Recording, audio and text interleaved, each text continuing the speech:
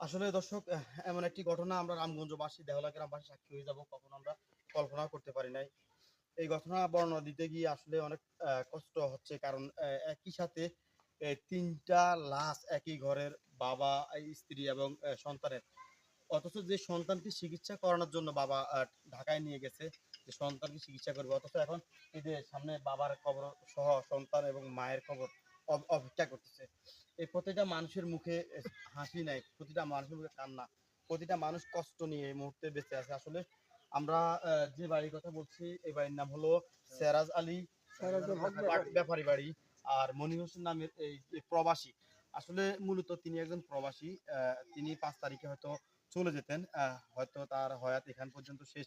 কিন্তু এটা কেমন মৃত্যু, আমরা একটু কবরস্থানে দিকে যাবো, আসেন আমরা একটু কবরস্থানে দিকে যাচ্ছি। দেখেন দর্শক, আসলে কথা বলতে পারবো কিন্তু শেষ করতে পারবো না। এক এক করে আমরা দেখাচ্ছি আপনাদেরকে বাড়ির, এলাকার, আঙ্গিনার প্রতিটা মানুষের মুখে শোকের একটি ছায়া। দর্শক আসলে এই একটা শোক যেন পুরো এলাকাটাকে কাঁপিয়ে দিচ্ছে। এই মৃত্যুটা যেন আসলে করুণ একটা মৃত্যু, যে মৃত্যুর কথা আসলে বলতে বলতে পারবো, শেষ করতে পারবো না। এই যে এই সেই কবরস্থান, যেখানে এই তাদের এই শেষ সমাধির বা শেষ বিদায়ের জন্য এলাকা মানুষ প্রস্তুত হয়ে আছে। অথচ এই মনির হোসেনের কথা যখন আমরা এলাকায় জানতে চাইলাম, তেনার মতন মানুষ, অথচ ওনার থেকে নিয়ে হাজার অনেক ফ্যামিলির লেখাপড়া, চলাফেরা, খাওয়া দাওয়া হতে শুরু করে বয়োবৃদ্ধ, মসজিদ, মাদ্রাসা হতে শুরু করে যে কোনো ধর্মের মানুষ আসলে তার কাছে সহযোগিতা পেত।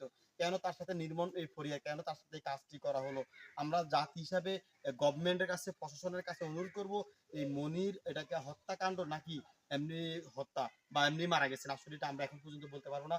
এই ঘটনা যদি সম্পূর্ণ তদন্ত করা হয়, তদন্ত করা হলে আমি আশা করি আইনের প্রতি মানুষের শ্রদ্ধা বাড়বে, এবং যে আসামি হোক না কেন, সে যত ক্ষমতাসীন হোক না কেন, তাকে যদি আইনের আওতায় রাখা হয়, তাকে যদি আইনের আওতায় এনে সর্বোচ্চ শাস্তি প্রয়োগ করা হয়, তাহলে আমি আশা করি এই দেশ থেকে, এই সমাজ থেকে এরকম হবে। অনেকে হয়তো এই মুহূর্তে অনেককে সন্দেহ করতেছেন, অনেকে দেখা যায় আশেপাশের লোককে সন্দেহ করবেন হয়তো, বা এমন একটা ঘটনা, যে ঘটনা হয়তো আপনি আমি আমরা কেউ জানি না। তবে মনির হোসেন একটা কথা বলবো, যে কথাটা, মা হারিয়েছে তার সন্তান, আর তার আর দুটো সন্তান রয়েছে, যে দুইটা সন্তান মা বাবা হারিয়েছে, তাদেরকে সান্ত্বনা দেবে এমন লোক নেই, এমন ভাষা নেই। কারণ যার চলে যায় সে বুঝে হয় বিচ্ছেদের কি যন্ত্রণা। এমন করুণ মৃত্যু, এমন করুণ ঘটনা আমরা আসলে কেউ কখনো দেখতে পাই না। পুরো লক্ষ্মীপুর জেলার মানুষ সাক্ষী, দেহলা রামগঞ্জের মানুষ সাক্ষী হয়ে গেল এমন একটি মর্মান্তিক দুর্ঘটনা, বা এমন একটি মর্মান্তিক মৃত্যুর খবর। যে ছেলেকে নিচে চিকিৎসা করিয়ে সুস্থ করবে, অথচ সে বাবায় চলে গেল পরকালে। দর্শক, সবাইকে অনুরোধ করব ভিডিওগুলো শেয়ার করার জন্য। আমাদের কাজ হলো ভিডিও প্রচার করা, আপনাদের কাজ হলো শেয়ার করা। আইনের কাজ হলো আইনানুগ ব্যবস্থা নিয়ে আসামিদেরকে আইনের আওতায় নিয়ে আসা। দর্শক, এই একদিন আমি আপনি আমরা সবাই চলে যাবো, কিন্তু তবে একটা কথা বলবো, এই মনির যে কাজগুলো করে গেছেন সমাজে, আসার পর আসলে এই মানুষ হিসেবে আমার কাছে খুবই ভালো লাগতেছে। কারণ এমন কোনো একজন লোক, গতকালকে থেকে আমরা এখানে আসছি, বলতে পারে না যে মনির বা খারাপ ছিল, বা মনির দ্বারা একটা লোকের ক্ষতি হয়েছে।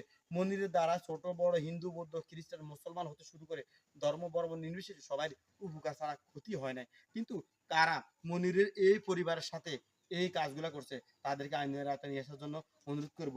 মনির বাবা বয়োবৃদ্ধ মানুষ, যে সন্তান বাবাকে মাটি দেওয়ার কথা, অথচ বাবা এখন সন্তানের লাশ কাঁধে কিভাবে নেবে?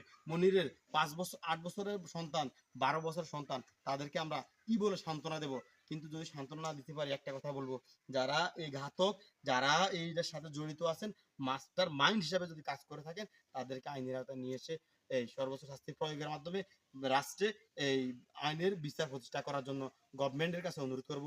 আর সবাইকে অনুরোধ করব, ভিডিওগুলো দ্রুতভাবে ছড়িয়ে দিবেন সমাজে, যাতে করে মনির করা হয় সেটার বিচার সুস্থ পায়। ভালো থাকবেন, আল্লাহ হাফিজ।